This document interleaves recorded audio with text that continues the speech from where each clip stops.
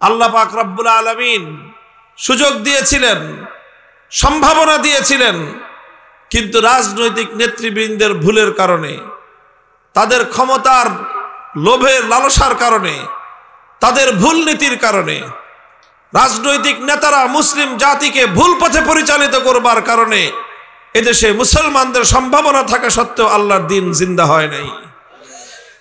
এই জন্য আমরা আবারও সেই আহ্বান জানাই, হাফিজ হুজুরের সন্তান হিসেবে আমরা, হাফিজ হুজুরের পরবর্তী প্রজন্ম হিসেবে আমরা আবারও এই জাতিকে আহ্বান জানাতে চাই যে আমরা আবার তওবার রাজনীতির ডাক দেব। কথা বলেন ঠিক না বেঠিক?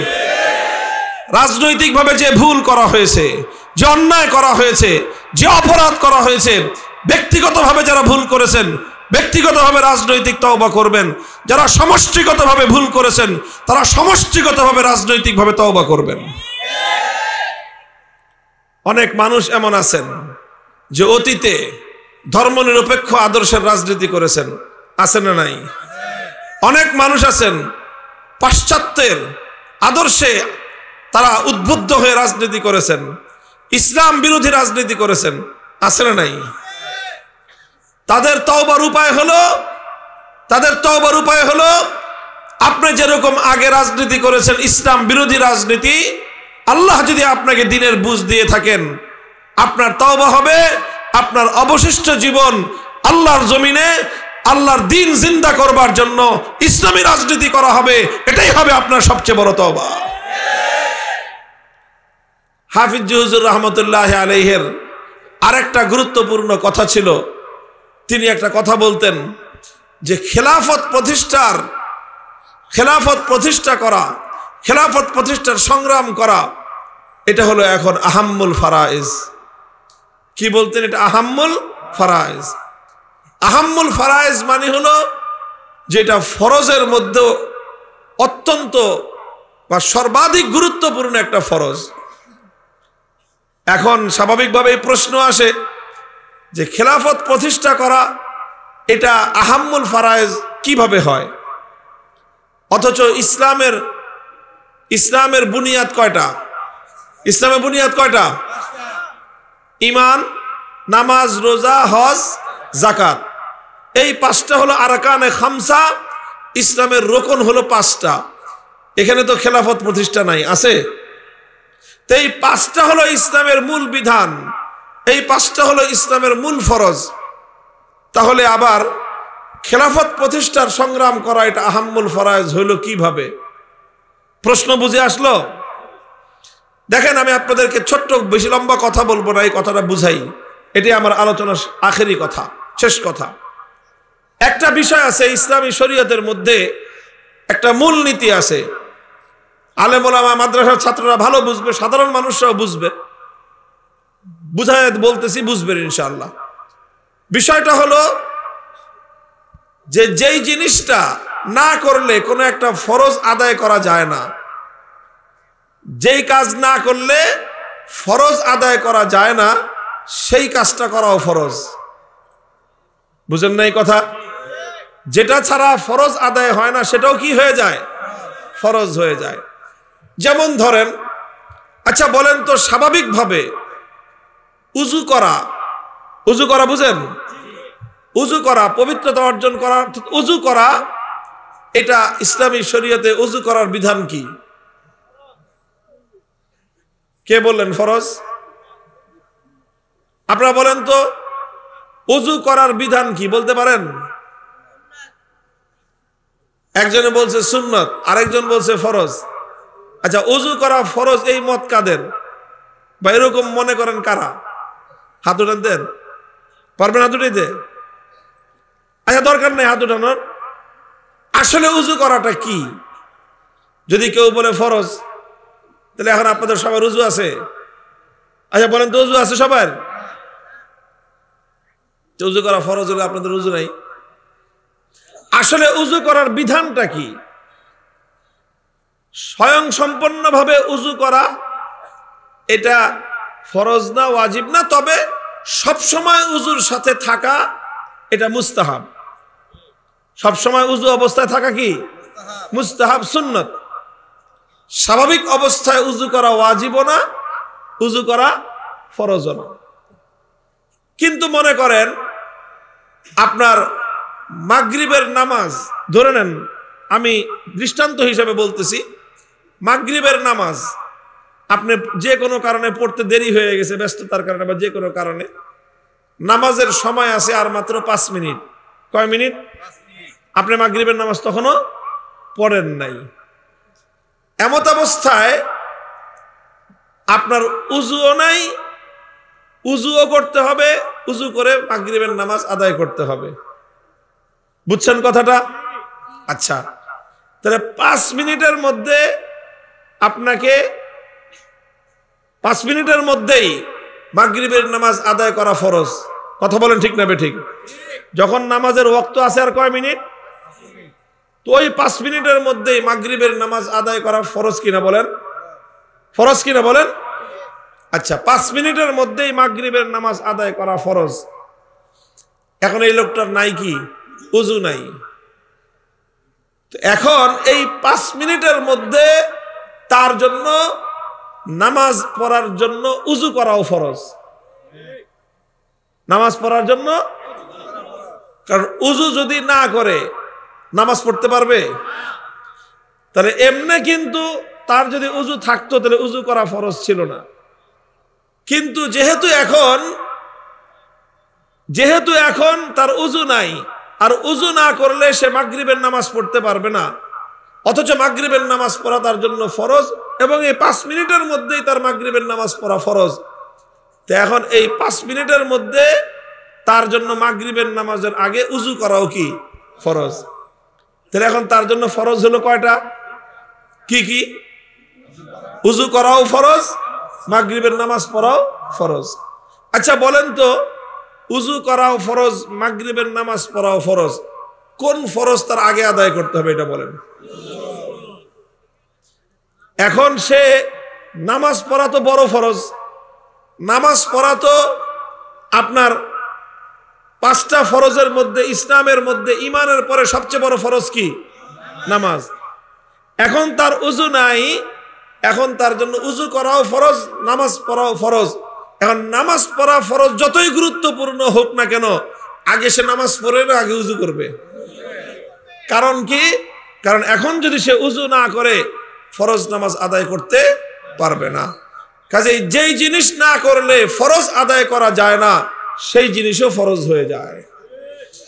হাফিজ হুজুর রহমতুল্লাহ আলাইহি খেলাফত প্রতিষ্ঠার চেষ্টাকে আহাম্মুল ফরায়েজ বলে আখ্যায়িত করে এই কথাই বলেছিলেন যে আল্লাহর জমিনে আল্লাহর খেলাফত কায়েম না থাকায় বহু ফরজ মানুষ আদায় করতে পারে না। আল্লাহর জমিনে আল্লাহর খেলাফত প্রতিষ্ঠিত না হলে মানুষ পরিপূর্ণ ঈমান নিয়েও জমিনের মধ্যে বাঁচতে পারে না। আল্লাহর জমিনে আল্লাহর খেলাফত কায়েম না থাকলে মানুষের পক্ষে পূর্ণাঙ্গ ঈমান নিয়ে বেঁচে থাকা সম্ভব না। আল্লাহর জমিনে আল্লাহর খেলাফত কায়েম না থাকলে মানুষের পক্ষে অনেক ফরজ যথাযথভাবে আদায় করা সম্ভব নয়। খেলাফত প্রতিষ্ঠিত না হলে যথাযথভাবে পূর্ণাঙ্গভাবে হক আদায় করে নামাজ আদায় করাও ফরজ না, পূর্ণাঙ্গভাবে হক আদায় করে যাকাত দেওয়াও সম্ভব না। খেলাফত কায়েম না থাকলে পূর্ণাঙ্গভাবে আল্লাহর অনেক বিধান মানুষের পক্ষে আদায় করা সম্ভব না। অনেক বিধান যেহেতু আদায় করা সম্ভব না খেলাফত না থাকলে, অনেক ফরজ বিধান নির্ভর করে খেলাফত কায়েমের উপর। এই জন্য যেই বিধানের উপর ফরজ বিধান নির্ভরশীল সেই বিধান বাস্তবায়ন করাও ফরজ। আর অনেকগুলো ফরজ যেই একটা বিধানের উপর নির্ভরশীল, সেই একটা বিধান অনেকগুলো ফরজের সমান ফরজ। এই জন্যই তিনি বলেছিলেন খেলাফত প্রতিষ্ঠার সংগ্রাম করা আহাম্মুল ফরায়েজ। এখন বলতে পারেন যে হুজুর খেলাফত কায়েম না থাকলে কি সমস্যা? খেলাফত কায়েম না থাকলে কি সমস্যা? খেলাফত কায়েম না থাকলে ঈমান নিয়ে থাকতে কি সমস্যা? এই যে আমরা আছি, আমাদের তো ঈমান পরিপূর্ণ আছে। কথা বলেন ঠিক না বেঠিক? এই যে আপনারা আমরা যারা আছি, আমাদের তো ঈমানের কোনো সমস্যা নাই, আছে? আমাদের নামাজে কোনো সমস্যা আছে? আমাদের রোজায় সমস্যা নাই, যাকাতে সমস্যা নাই, হজে সমস্যা নাই, কোনো কিছুতেই তো সমস্যা নাই। খেলাফত কায়েম না থাকায় আমাদের কি সমস্যা হয়েছে? এটা কেউ প্রশ্ন করতে পারেন। কথা বলেন ঠিক না বেঠিক? আমি এবার আপনাদেরকে চোখে আঙ্গুল দিয়ে শুধু একটা সমস্যার কথা দেখাইয়া দিব যে খেলাফত কায়েম না থাকার কারণে কি সমস্যা হয়েছে আমাদের। আচ্ছা, এর আগে আপনারা ছোট্ট একটা কথার জবাব দিবেন। আপনারা বিভিন্ন কারণে বিভিন্ন প্রয়োজনে মামলা মুকদ্দমার কাজে আদালতে গিয়েছেন, থানায় গেছেন, জীবনে একবার করে হলেও কারা কারা গেছেন একটু হাত উঠাইতে পারেন? সুবহানাল্লাহ, বহুত মানুষ, প্রায় 30-40% মানুষ থানায় গেছেন। হাত উঠান, হাত না। আমরা তো গেছি, আমার মামলা 41টা, হুজুরের কটা ছিল 22টা, 47টা। তো এরকম আমরা তো এরকম 30-40-50টা মামলার আসামি আছি। আমাদের তো এরকমও দিন গেছে যে একদিনে 3 মামলা 4 মামলার হাজিরা। আল্লাহ এখন কিছুটা আসানি করছে। আল্লাহ পুরা এই বিপদ দূর করে দেন। আচ্ছা, আপনারা যারা আদালতে গিয়েছেন সবাই তো শুধু মামলার হাজিরা দিতে যান না, অনেকে মামলা করতেও গেছেন। কথা বলেন ঠিক না বেঠিক? কেউ মামলা করেছেন আপনার সম্পদ চুরি হয়েছে, চুরিকৃত সম্পদের চুরির বিরুদ্ধে মামলা করতে, কারো ডাকাতি হয়েছে ডাকাতির বিরুদ্ধে মামলা করতে, কারো আপনজন খুন হয়েছে সেই খুনের বিচার চাইতে হত্যা মামলা করতে। কথা বলেন ঠিক না বেঠিক? আচ্ছা, আপনারা যেই মামলাগুলো করার জন্য আদালতে গেলেন বিচার চাওয়ার জন্য, বিচার চাইতে তো গেছেন, তাই না? আচ্ছা, আপনি যেই অপরাধের বিচার চেয়ে মামলা করলেন, সেই মনে করেন বিচার হলো এবং সাক্ষী সুবুতের দ্বারা প্রমাণ হলো যে যার বিরুদ্ধে মামলা করেছেন সে অপরাধী। তো আদালতের সামনে যদি সে অপরাধী প্রমাণ হয়, তা আদালত তো তার বিচার করবে। করবে কি করবে না? যাকে চুরির দায়ে যার বিরুদ্ধে মামলা করেছেন তার বিরুদ্ধে যদি চুরির অপরাধ সাব্যস্ত হয়, তাহলে তাকে আদালত চুরির শাস্তি দিবে কি দিবে না? আদালত তাকে যে চুরির শাস্তিটা দিবে, আমাদের দেশে আল্লাহ পাকের কোরআনের মধ্যে চোরের জন্য যে শাস্তির বিধান আল্লাহ নাজিল করেছেন, আল্লাহর কোরআনের সেই বিধান অনুযায়ী আদালত বিচার করবে। হ্যাঁ, আমাদের দেশের আদালত আল্লাহর কোরআনের আইন অনুযায়ী বিচার করবে চোরের, না? তাহলে আল্লাহর আইন অনুযায়ী আদালত চোরের বিচার করবে।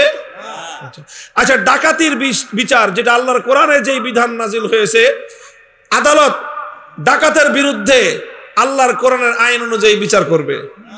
তাও করবে না। বুঝতে বলেন? আল্লাহর আইন অনুযায়ী বিচার করবে।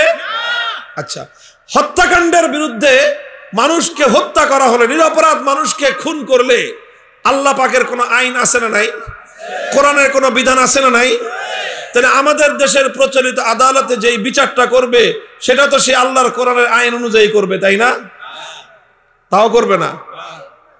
আচ্ছা, তাহলে আপনি যে আদালতের কাছে বিচার চাইতে গেলেন, তারা চুরির অপরাধের বিচারও কোরআনের আইন অনুযায়ী করবে না, ডাকাতির শাস্তির বিচারও কোরআনের আইন অনুযায়ী করবে না, হত্যাকাণ্ডের বিচার, খুনের বিচারও কোরআনের আইন অনুযায়ী করবে না। তাহলে করবে কোন আইন অনুযায়ী? মানুষের বানানো, ব্রিটিশের বানানো আইন অনুযায়ী বিচার করবে। কথা বলেন ঠিক না বেঠিক? আচ্ছা, এবার বলেন, যেই বিষয়ে আল্লাহর আইন আছে, যেই বিষয়ে, যেরকম চুরির অপরাধে আল্লাহর আইন আছে না নাই? ডাকাতির অপরাধে আল্লাহর আইন আছে না নাই? হত্যার অপরাধে, খুনের অপরাধে আল্লাহর আইন আছে না নাই? যেখানে আল্লাহর আইন আছে সেই জায়গায় আল্লাহর আইন ছাড়া অন্য কোন মানুষের বানানো আইন দ্বারা যদি কেউ বিচার করে, অন্য কোন আইন যদি কেউ তৈরি করে, তাহলে আল্লাহর আইনের পরিবর্তে, আল্লাহর আইনের বিরুদ্ধে, আল্লাহর আইনের বাইরে অন্য কোন আইন দ্বারা যদি কেউ বিচার করে অথবা কেউ বিচার চায়, তাহলে তার বিধান কি? কোরআনের আয়াত থেকে আপনারা শুনবেন। শুনতে প্রস্তুত আছেন?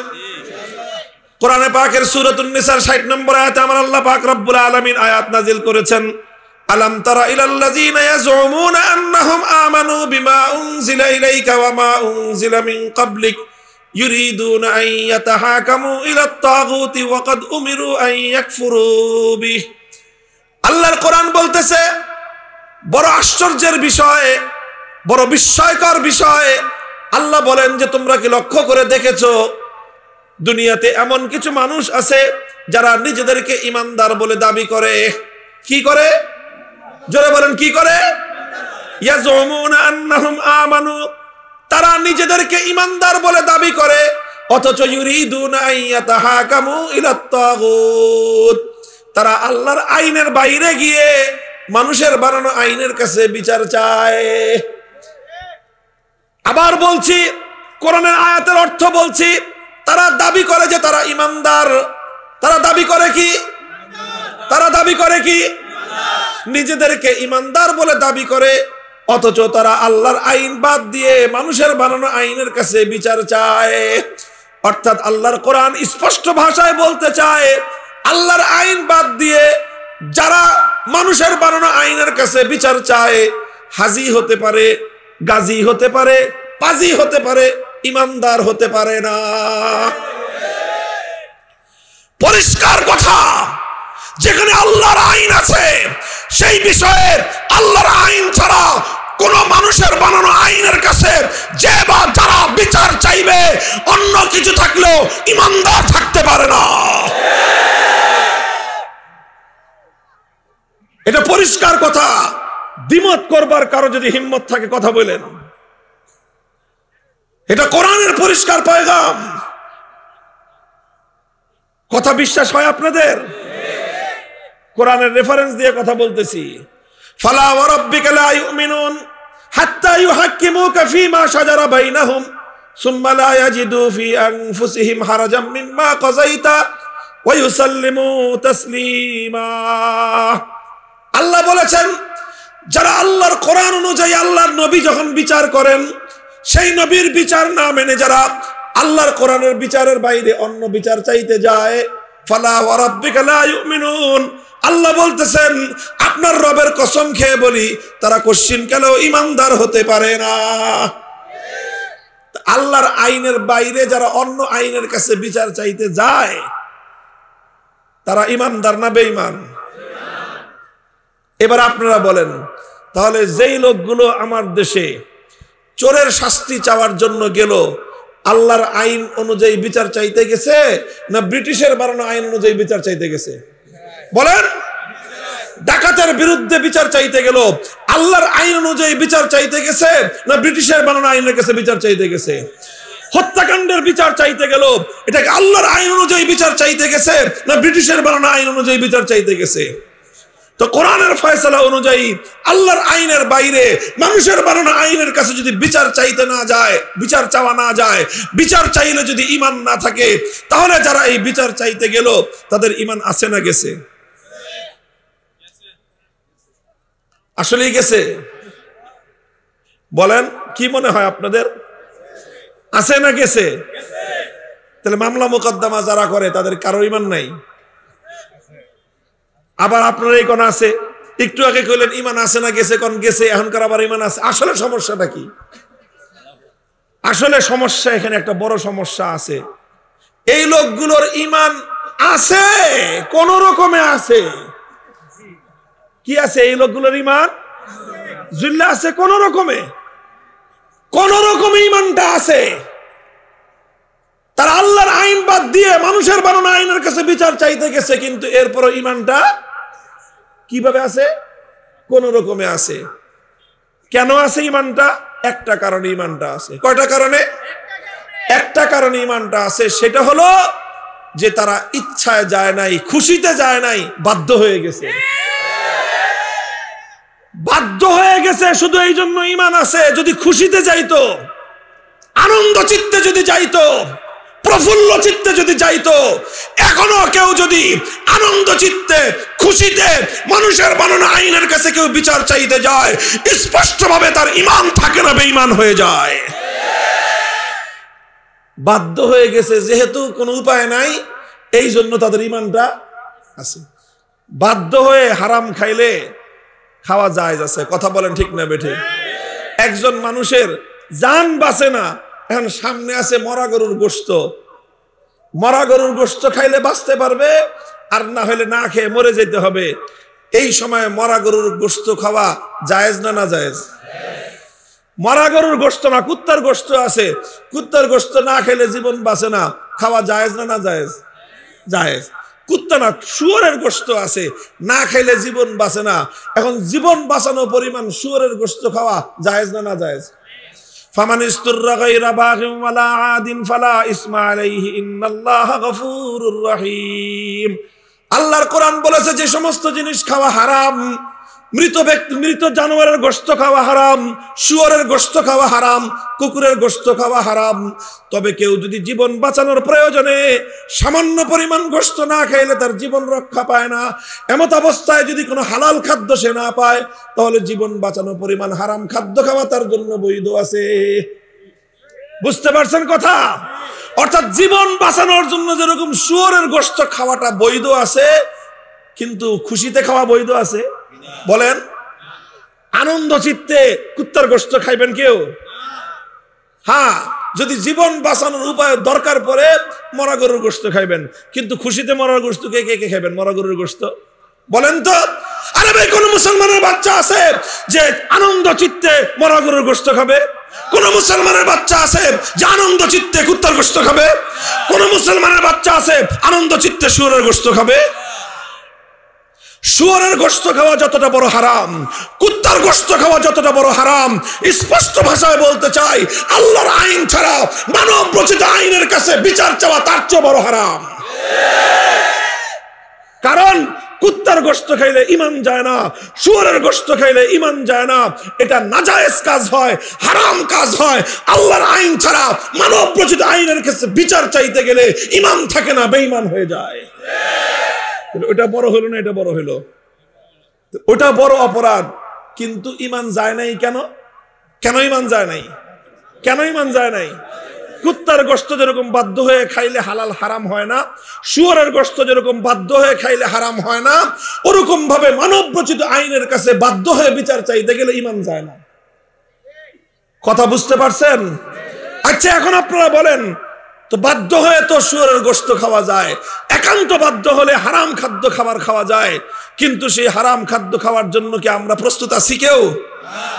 হারাম খাদ্য খাওয়ার জন্য যেরকম প্রস্তুত নাই, তার চেয়ে বেশি আমাদের জন্য প্রয়োজন ছিল যে আল্লাহর আইনের বাইরে খোদাদ্রোহী যত আইন আছে, মানুষের বানানো যত আইন আছে, সমস্ত আইনকে উৎখাত করার জন্য প্রাণপণ লড়াই করব, সংগ্রাম করব, প্রয়োজনে যুদ্ধ করব। এটাই আমাদের জন্য দায়িত্ব ছিল।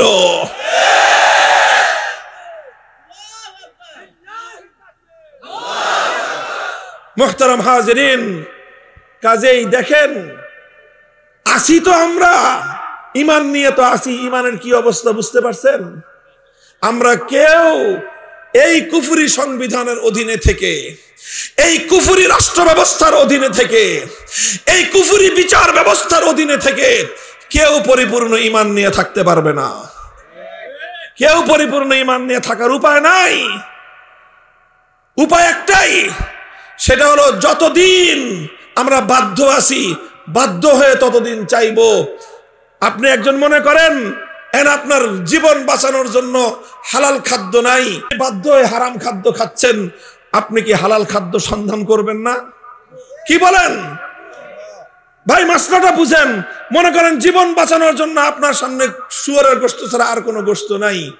এখন আপনি কিছুক্ষণের জন্য জীবন বাঁচানোর জন্য কেউ শুয়োরের গোশত খাবে, কিন্তু শুয়োরের গোশত খাইতেই থাকবে না? সে তালাশ করবে যে হালাল কোনো খাদ্য আছে কিনা। সে তালাশ করবে কি করবে না? চেষ্টা করবে কি করবে না? সন্ধান করবে কি করবে না? তাহলে তার জন্য সন্ধান করা ফরজ, তার জন্য চেষ্টা করা ফরজ। হালাল খাদ্য সংগ্রহ করবার চেষ্টা করা তার জন্য ফরজ, হালাল খাদ্য সন্ধান করা তার জন্য ফরজ, হালাল খাদ্য সন্ধান করার জন্য চেষ্টা করার জন্য সর্বোচ্চ শক্তি ব্যয় করা তার জন্য ফরজ। ঠিক তদ্রুপ আমরা বাধ্য হয়ে গায়রুল্লাহর আইনের কাছে, বাধ্য হয়ে ব্রিটিশের আইন অনুযায়ী আমরা চলতেছি, বাধ্য হয়ে আমরা ব্রিটিশ প্রবর্তিত আদালতের বিচার ব্যবস্থায় আমরা চলতেছি, বাধ্য হয়ে আমরা কোরআন বিরোধী আইনের কাছে বিচার চাইতেছি, বাধ্য হয়ে আমরা কোরআন বিরোধী শাসন ব্যবস্থা অনুযায়ী চলতেছি।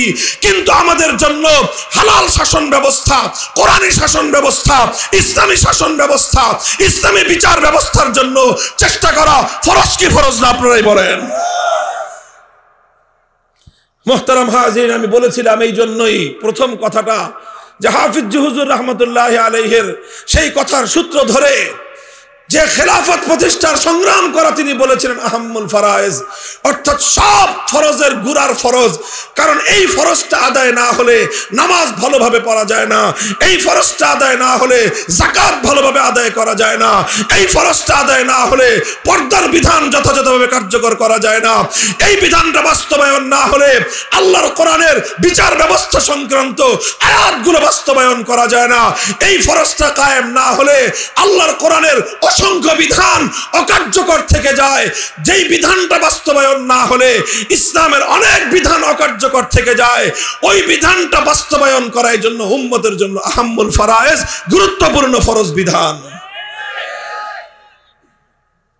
ভাই সবাই তো খালি নামাজ রোজার ওয়াজ করে, আমরা কিছু মানুষ আছি আপনাদেরকে এই কথাটা বলি যে ভাই গোড়ায় হাত দেন, গোড়ায় হাত দেন, গোড়ায় হাত দেন। আর কতদিন, কত বছর, কত শত বছর এই কথা বলবেন যে হুজুর আমরা তো মানুষের বানানো আইনের কাছে বিচার চাইতে বাধ্য, আপনার দাদাও বাধ্য ছিল, আপনিও বাধ্য, আপনার বাবাও বাধ্য থাকলো, আপনিও বাধ্য থাকলেন, আপনার পোলাও বাধ্য থাকলো, আপনার নাতিও বাধ্য থাকলো। আপনারা চেষ্টা করে এই বাধ্যকর অবস্থা থেকে মুক্তির জন্য, স্বাধীনতার জন্য সংগ্রাম করবেন কবে? কথা বলেন ঠিক না বেঠিক? এই জন্য আমরা যদি সকলে মিলে চেষ্টা করি এই বাধ্য অবস্থা থেকে, এই পরাধীন অবস্থা থেকে আমাদের মুক্তি পাওয়া সম্ভব কি সম্ভব না? সম্ভব কি সম্ভব না বলেন? জুলাই এবং আগস্টের বিপ্লব বাংলাদেশের মানুষকে চোখে আঙ্গুল দিয়ে দেখিয়ে দিয়েছে। কিছু দামাল ছেলে, কিছু ছাত্র জনতা তারা রাজপথে নেমেছিল, ঝুঁকি নিয়েছিল, রক্ত দেওয়ার জন্য প্রস্তুত হয়েছিল। কিছু যুবক তাজা প্রাণ আল্লাহর জমিনে ঝরিয়ে দিয়েছিল।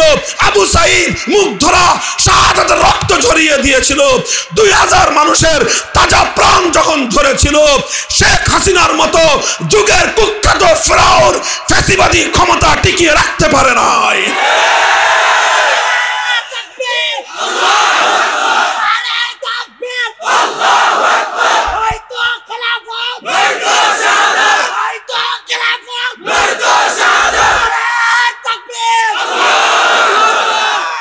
ভাই 2000 মানুষ জীবন দিয়েছে। 16 বছরের জগদ্দল পাথর জাতির বুকের উপর থেকে নেমে গেছে।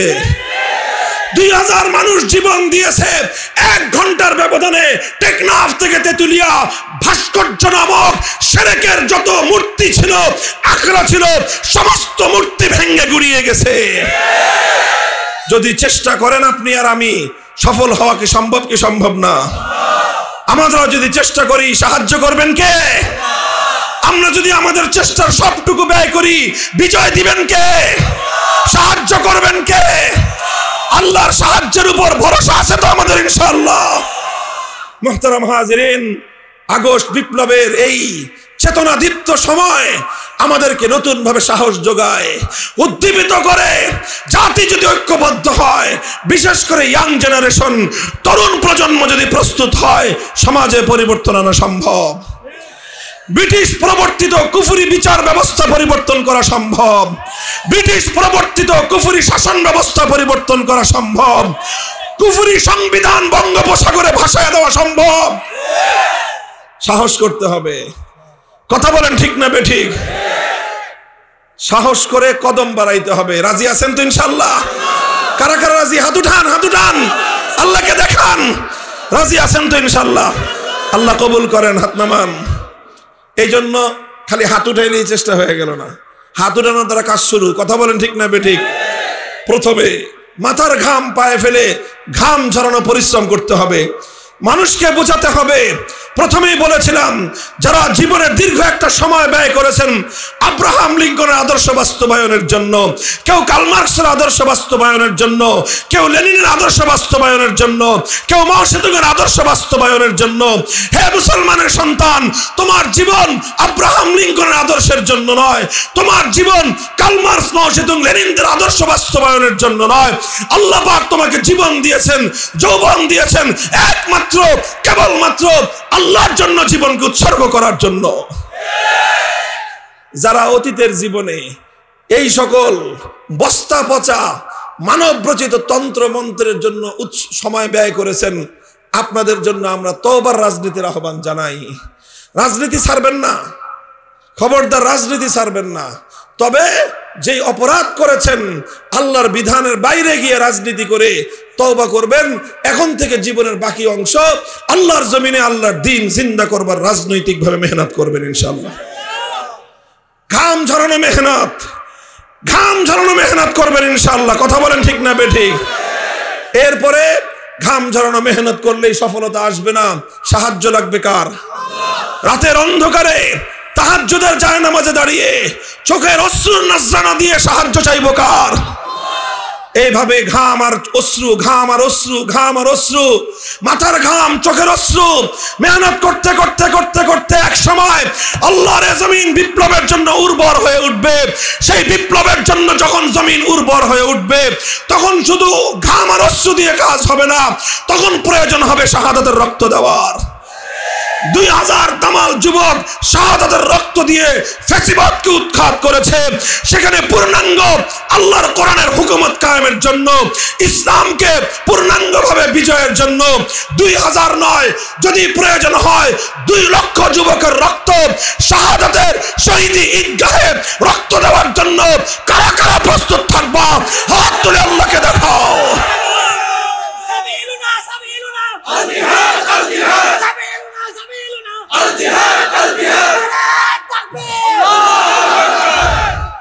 আল্লাহ কবুল করেন। এগুলো খালি কথার কথা?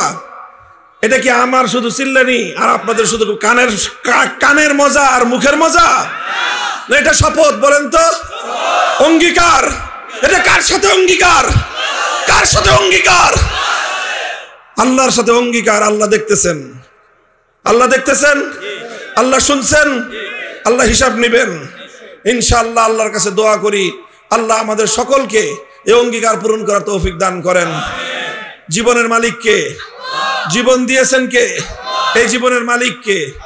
সুতরাং এই জীবন যদি আমার দিতে হয় নেতার জন্য, নেত্রীর জন্য জীবন দিয়ে কোনো লাভ নেই। 16 আনাই বৃথা, পুরাটাই লস।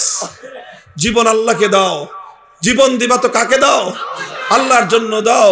16 আনা না, শতভাগ তুমি সফলতা কামিয়াবি অর্জন করতে পারবা ইনশাআল্লাহ। ভাই, জীবনে যা আছে, জীবনে যতটুকু করবো কার জন্য করব? আল্লাহর জন্য করলে কোনো লস নাই, কোনো ক্ষতি নাই। আল্লাহ পাক রব্বুল আলামিন প্রতিদান বহুগুণ বৃদ্ধি করে দিবেন। কথা বলেন ঠিক না বেঠিক? আল্লাহ আমাদেরকে কবুল করুন, তৌফিক দান করেন। ওলামায়ে কেরামকে সামনে রেখে কাজ করবো ইনশাআল্লাহ। আমরা আলেমরা আমাদেরকে সঠিক পথ দেখাবেন সকল ক্ষেত্রে, সব কাজে পথ দেখাবেন কারা? আলেমরা, যাদের কাছে কোরআন এবং হাদিসের এলেম আছে, তারা আমাদেরকে সঠিক পথ দেখাবেন। তাদের নেতৃত্বে একটি সমাজ পরিবর্তন করার চেষ্টা করব, ইসলামী সমাজ গঠন করবার জন্য আমরা চেষ্টা করব। আল্লাহ আমাদের সকলকে তৌফিক দান করেন।